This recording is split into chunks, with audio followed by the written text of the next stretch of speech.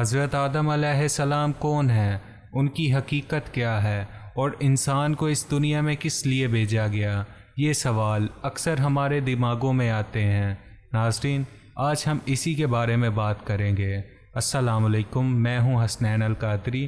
چلے چلتے ہیں ویڈیو کی طرف۔ دوستو، جب انسان نے پہلے پہل اس زمین پر قدم رکھا تو اللہ تعالیٰ نے انسان کو دنیا میں بھیجنے سے پہلے انسان کے زندہ رہنے کے لیے تمام سامان پیدا فرمایا۔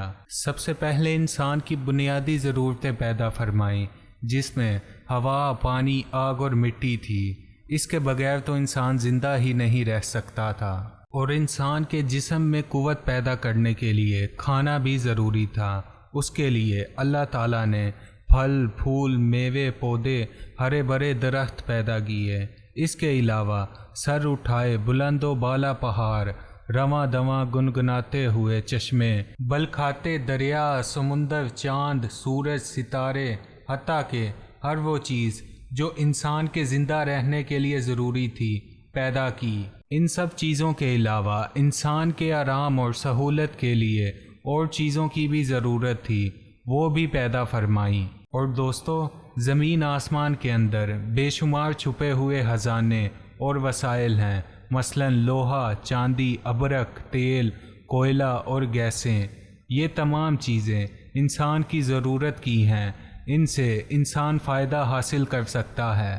ناظرین، ان تمام چیزوں کو زمین کے اندر سے نکالنے اور دریافت کرنے کے لیے ایک ایسی عقل اور علم رکھنے والی ہستی کی ضرورت تھی جو ان تمام چھپی ہوئی چیزوں کو ڈھونڈ کر نکال لے اور اپنے ہی لیے کارآمد بنائے۔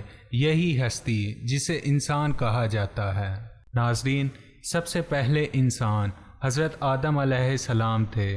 انسان کی نسل حضرت آدم علیہ السلام سے چلی اور تمام انسان حضرت آدم علیہ السلام کی اولاد ہیں۔ پھر جب اللہ تعالیٰ نے حضرت آدم علیہ السلام کو پیدا کرنے کے لیے ارادہ ظاہر کیا اور فرشتوں سے کہا، میں زمین پر اپنا خلیفہ بنانے والا ہوں، اس پر فرشتوں نے اعتراض کیا اور کہا، کیا آپ زمین پر انسان کو پیدا کرنے والے ہیں؟ انسان تو زمین پر فساد برپا کرے گا اور خون بہائے گا۔ ہم تو تیری پاکی بیان کرتے ہیں اور تیرا شکر بجا لاتے ہیں، کیا ہم عبادت کے لیے کافی نہیں تھے؟ اللہ نے فرمایا، جو میں جانتا ہوں وہ تم نہیں جانتے۔ دوستو، پھر اللہ نے خود اپنے ہاتھوں سے حضرت آدم علیہ السلام کا پتلا بنایا، پھر اسے سنوارا اور اسے مناسب شکل دی، پھر ان کے جسم کا ہر حصہ خوبصورتی کے ساتھ بنایا، پھر اس مٹی کے پتلے میں اللہ نے اپنی روح پھونکی۔ پھر اللہ نے فرشتوں سے پوچھا کہ چیزوں کے نام بتاؤ اگر تم سچے ہو۔ فرشتوں نے جواب دیا، ہم نہیں جانتے، سب سے زیادہ تو آپ جاننے والے ہیں، ہم کو تو بس اتنا ہی علم ہے جو آپ نے ہم کو سکھایا ہے، آپ بڑے علم اور برکت والے ہیں۔ پھر اللہ پاک نے حضرت آدم علیہ السلام سے کہا، اے آدم، ان فرشتوں کو ان چیزوں کے نام بتاؤ جو کہ اللہ پاک نے حضرت آدم علیہ السلام کو پہلے ہی بتا دیے تھے۔ ناظرین، حضرت آدم علیہ السلام نے ان چیزوں کے نام بتا دیے تو اللہ پاک نے فرشتوں سے کہا، کیا میں تم سے نہ کہتا تھا کہ میں آسمانوں اور زمینوں کے اندر کی سب پوشیدہ باتوں کو جانتا ہوں، اور جو کچھ تم ظاہر کرتے ہو اور جو چھپاتے ہو سب کا علم رکھتا ہوں۔ پھر اللہ پاک نے فرشتوں سے کہا، آدم کو سجدہ کرو۔ پھر تمام فرشتوں نے حضرت آدم علیہ السلام کو سجدہ کیا، لیکن ابلیس نے سجدہ کرنے سے انکار کر دیا، وہ غرور کرنے والوں میں سے تھا۔ پھر اللہ پاک نے ابلیس سے پوچھا کہ تجھے کس چیز نے سجدہ کرنے سے روکا جبکہ میں نے تجھے حکم دیا تھا؟ ابلیس نے کہا کہ آپ نے انسان کو مٹی سے بنایا اور مجھے آگ سے پیدا کیا۔ ناظرین، ابلیس کے معنی مایوس اور نا امید ہونا ہے، اسی لیے کہا گیا کہ جو شخص نا امید ہوتا ہے وہ ابلیس کے تابع ہوتا ہے۔ جو لوگ ابلیس اور شیطان کے بہکاوے میں آ جاتے ہیں وہ پست ہمت ہوتے ہیں، جو فرائض ان کے ذمہ ہوتے ہیں وہ ادا نہیں کرتے اور ذلیل و خوار ہو جاتے ہیں۔ ناظرین، جب ابلیس نے سجدہ کرنے سے انکار کیا تو اللہ پاک نے فرمایا، تو آسمان سے اتر، تو نے تکبر کیا ہے اور تو ذلیل و خوار ہوا۔ پھر ابلیس نے کہا، مجھے قیامت تک مہلت دیجیے۔ اللہ پاک نے فرمایا، تجھے مہلت دی گئی۔ پھر ابلیس نے کہا، میں تیرے بندوں کو گمراہ کروں گا اور ہر طرف سے ان کو گھیرے میں رکھوں گا، وہ تیرا شکر بھی نہیں کریں گے۔ ناظرین، پھر اللہ پاک نے حضرت آدم علیہ السلام کو حکم دیا کہ اے آدم، تم اور تمہاری بیوی بہشت میں رہو اور جو کچھ کھانا ہے فراغت سے کھاؤ، اور ایک خاص درخت کی طرف اشارہ کرتے ہوئے کہا کہ اس درخت کی طرف نہ جانا ورنہ تم ظالم قرار دیے جاؤ گے۔ چنانچہ حضرت آدم علیہ السلام اور حضرت بی بی حوا آرام سے جنت میں رہنے لگے تو شیطان نے دونوں کے دلوں میں وسوسہ ڈالا کہ تمہارے رب نے تم دونوں کو اس درخت کے قریب جانے سے اس لیے منع فرمایا ہے کہ کہیں ایسا نہ ہو کہ تم ہمیشہ ہمیشہ کے لیے زندہ رہنے لگو۔ میں تمہارا اپنا ہوں اور تم دونوں کی بھلائی چاہتا ہوں۔ ناظرین، شیطان کے فریب میں آ کر حضرت آدم علیہ السلام اور بی بی حوا نے درخت کا وہ پھل چکھا تو دونوں بہشتی لباس سے مرحوم ہو گئے، ان کے جسم سے بہشت کا لباس اتر گیا۔